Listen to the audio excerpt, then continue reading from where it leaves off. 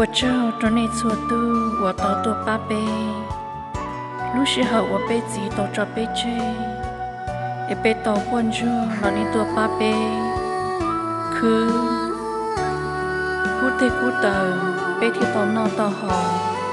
ไอ้ทวันนี้ช่วงนอนเดาเนาะแต่ว่าจะฟังก็มองตรงนี้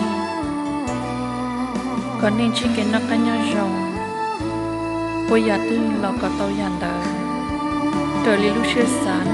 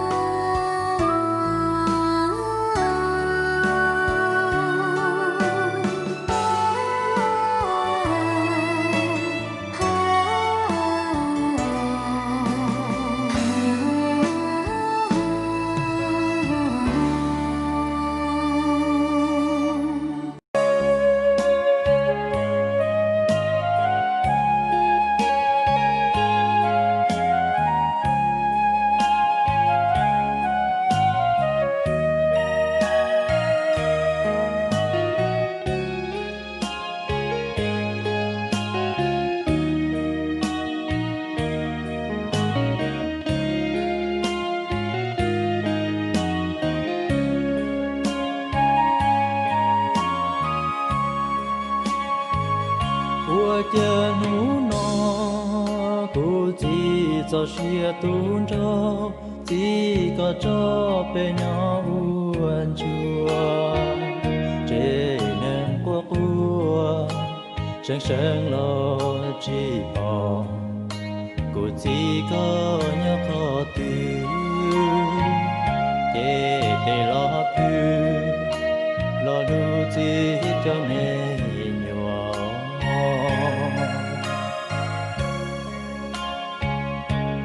cha món nó có bưởi lên chia to cha chỉ nó hu có chi tê cho xe đua chê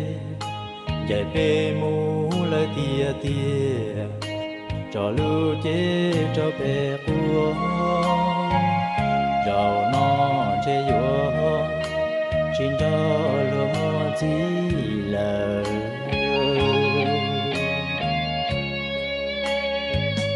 họ và chữ cho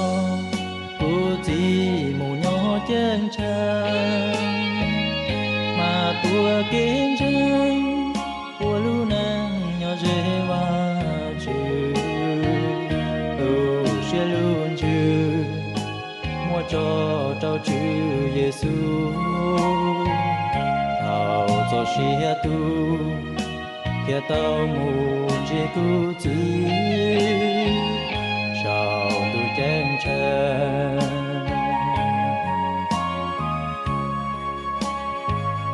chỉ mua lén gì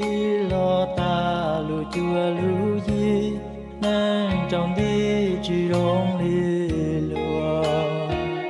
yo nói ít lúa lòn do có cơn gầu li yo chua có mùi chi giờ uốn cho gì lo thọ sao uốn chua và chữ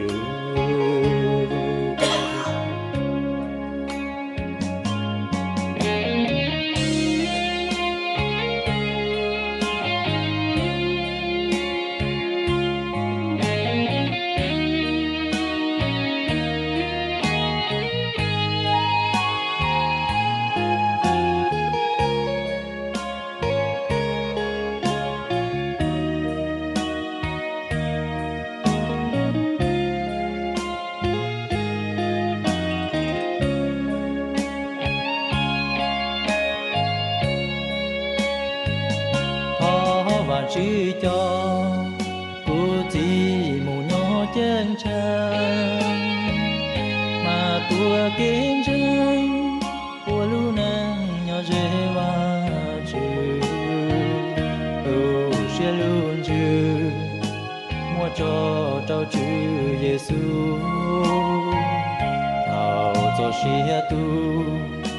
kia tao mù chỉ cứu chỉ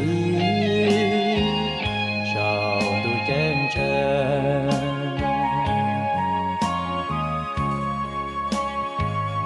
chỉ mua lén gì lo ta lu chua lu gì nên trong đi chỉ rong li lúa yo nói ít lúa lòn do có cơn gầu li yo chua có mùi chi giờ uốn cho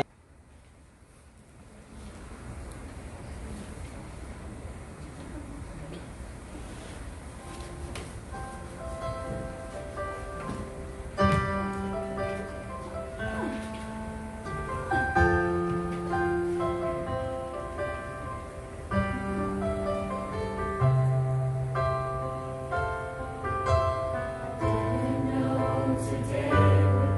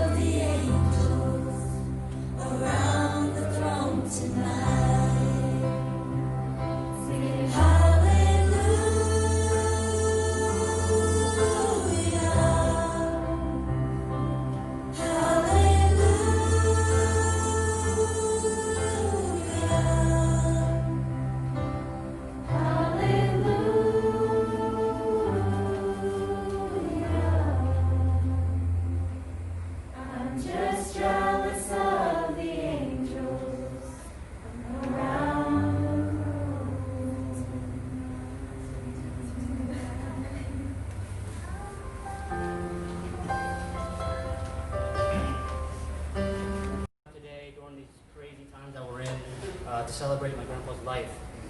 For those who don't know me, my name is Tai Yang. I'm Tepe's oldest son here, and I just want to say a few words about our grandpa here.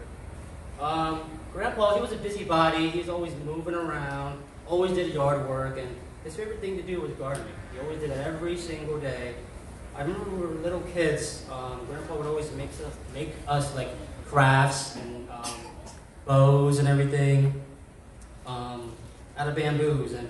he also made us his famous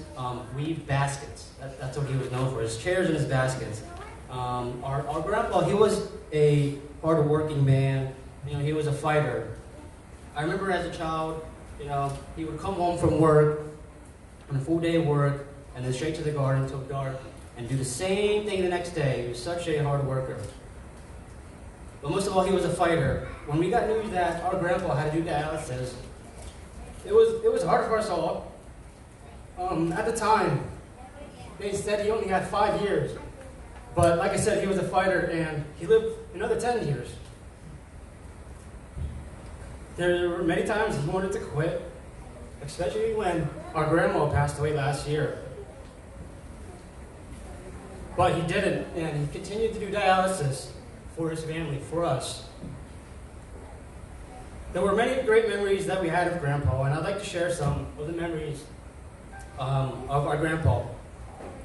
Tina remembers back when Grandpa was working, every paycheck he would give each of us $20, and then we would go to the store and basically buy whatever we want. And mostly it was toys.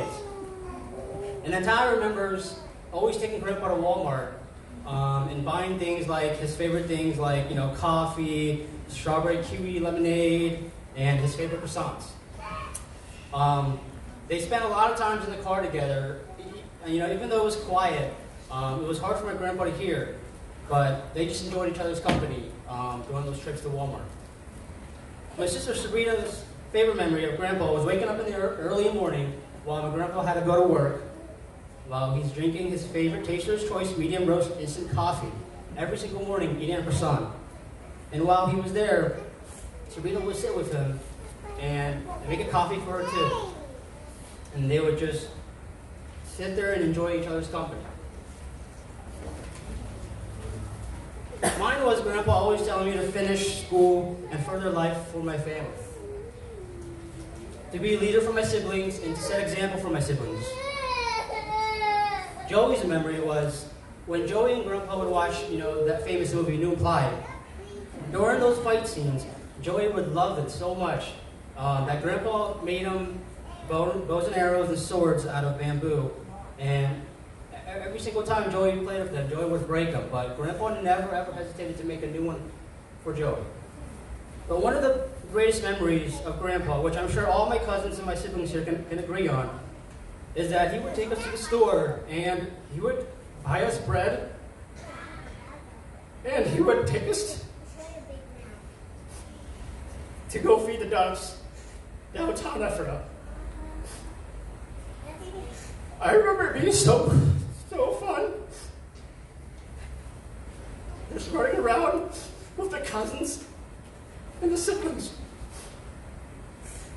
That was nothing mattered. And Grandpa made it possible for us to do that. But I'm sure there were do not feed the duck signs all over,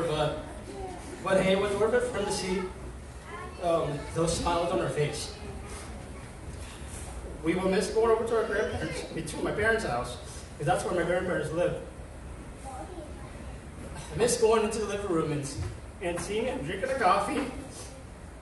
and eating a croissant and making his baskets. But most of all, we'll miss our grandpa walking us out through the house and seeing our grandpa watch us from the glass door while we drive home. And that happened every single time we went over to my parents' house. Every single time, no matter how late it was, our grandpa would walk us out and wait till we drive away. And then he would close up and go upstairs. Although he's not here anymore, we all know he's up in heaven. We cherish all the memories because He made our lives better. I'm sure He's watching us from heaven and smiling. We miss you, Yah. We love you. Rest in peace, Yah.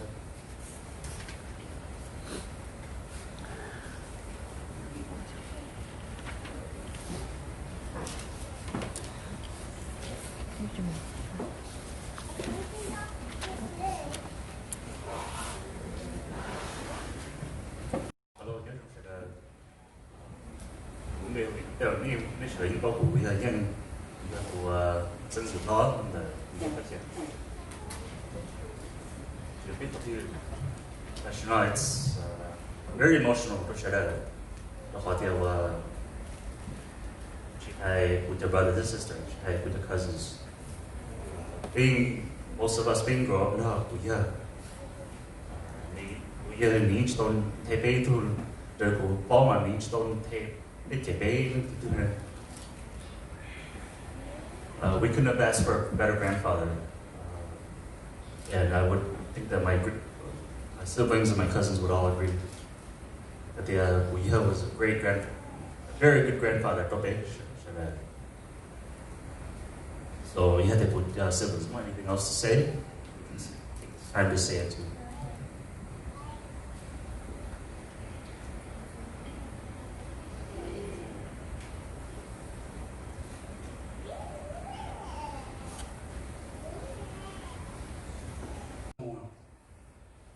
Đó chỉ sau là ok tao đi trâu chỗ lúc xong vì lúc tết chờ mua cho giờ đi xong ít chút bùa xa chỗ chi người theo tao cho này chế nên tôi đồ thái tê tôi bông đồ lúc camp nòng khai thì ta nên đó xong ít chút bùa xa chỗ trâu người theo tao cho này chế nên chỉ một đồ lúc camp đi này hai tê trong ít chút bùa xa chỗ chua thổ lúc cổ ít lì bây giờ phải xem theo chế nên theo tua trâu America bông trâu hẹn tuần thảo cho nên này bao giờ hẹn tuần thảo Pennsylvania nó lúc chơi was sponsor là United Zion Church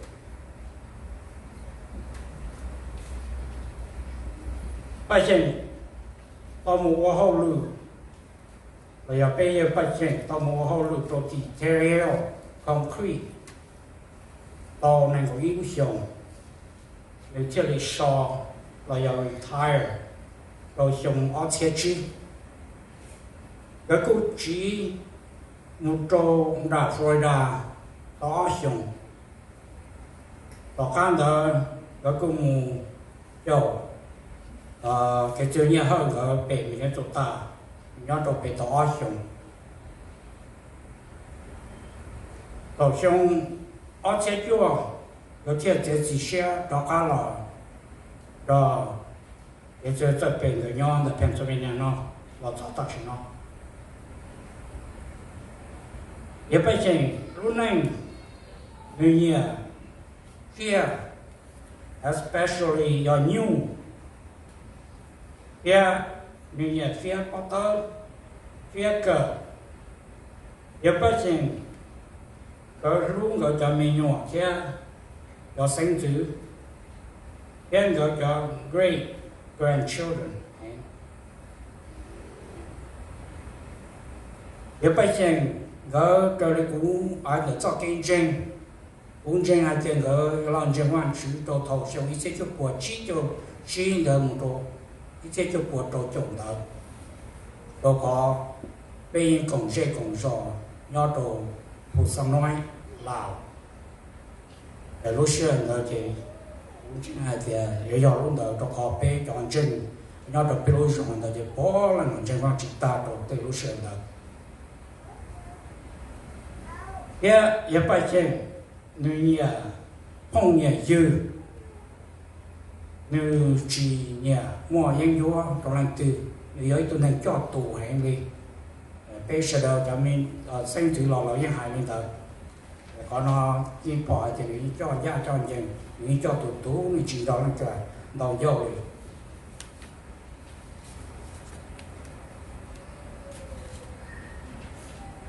老的百姓个也百姓个有到到冷没有啊，ở tụ tu lâu tuần xài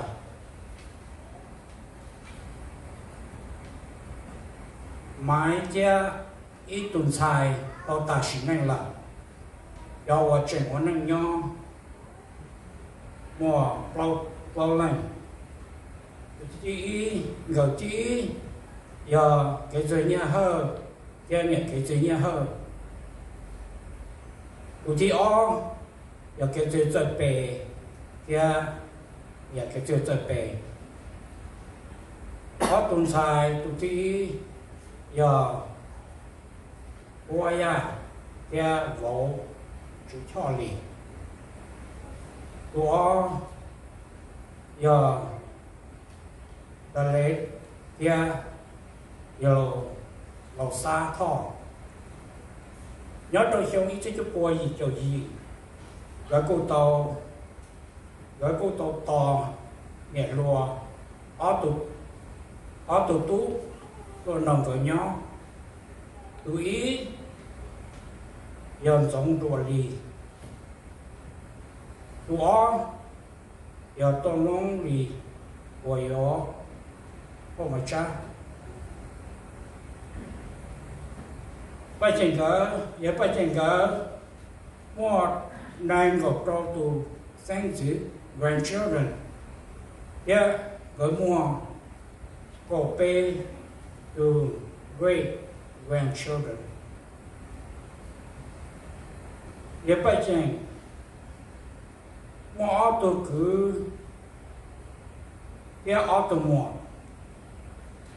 cứ chỉ giờ sẽ phụ cái tôi để nói thêm tôi chỉ giờ phòng ya nói thì cho cũng giờ tới chơi bộ tổng nhá nói thế là ở tôi mua chỉ giờ nhẹ trả và mua giờ này tôi chỉ tàu lâu là tôi chỉ tàu thì tôi để nói tôi chỉ giờ rõ tôi chỉ giờ bỏ xua đi khu ta sẽ nên nhắm lọt thế chứ giờ vì nó mong kinh giờ bây giờ giờ tôi trò luôn để thế nào chơi tôi thầu lúc cổ đi nên cổ xa đúng không chứ nên cổ nó tôi thầu tôi đánh cái cái chi sơn gió và chồng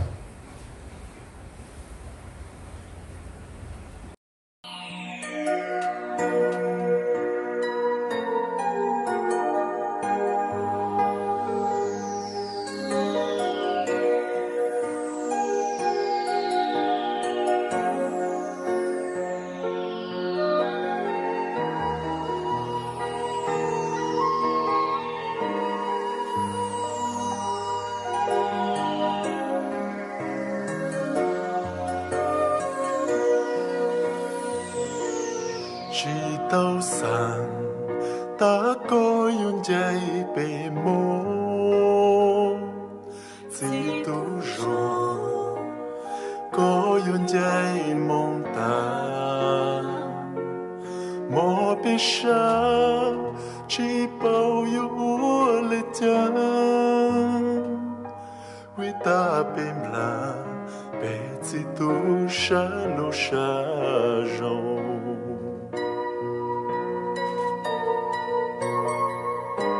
cứ gì rồi nó chỉ biết cho tao có tên mi bắt tao và có phía nó khởi chế tao say là xưa yêu chỉ muốn gì lỡ yang bên trời yêu chỉ su kinh của chỉ con đồ chúa tê tu kỹ chúa tu cứ yêu hạt dù để cho nu mua cái gì luôn.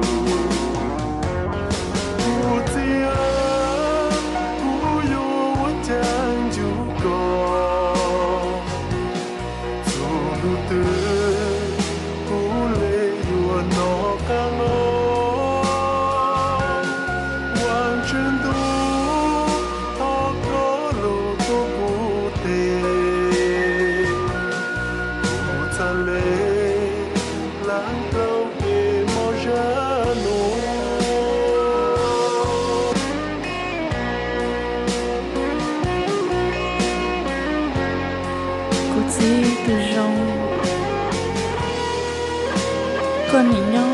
để con ngon qua con nhỉ có sẽ tê nhỉ phía tê bút tơ tê van nó chứ cho bé vào chơi chua của gì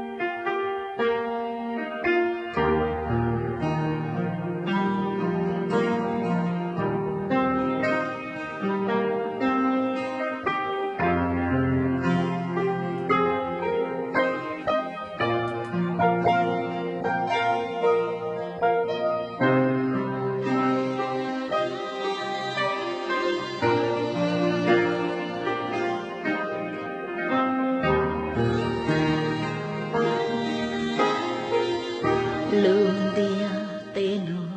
cho giờ chờ sông lo nhớ lo bỏ sông lý bao xuống ít lia sơi tới yêu nhảy mù đùa cho lo nhớ ý vừa và lùi theo choa dia te yo ning so mi ke shen lo nhớ lo so ôi ra mi đã na đầu tiên nắng sớm nghĩ sang thao nhỏ ít liên chi ya khu si hơn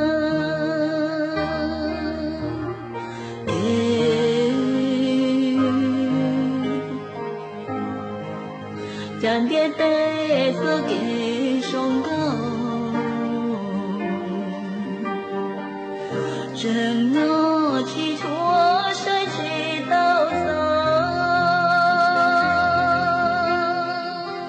mê mê ít nhớ tôi nhớ từ lâu chẳng xa mù cứ lo sợ chỉ đau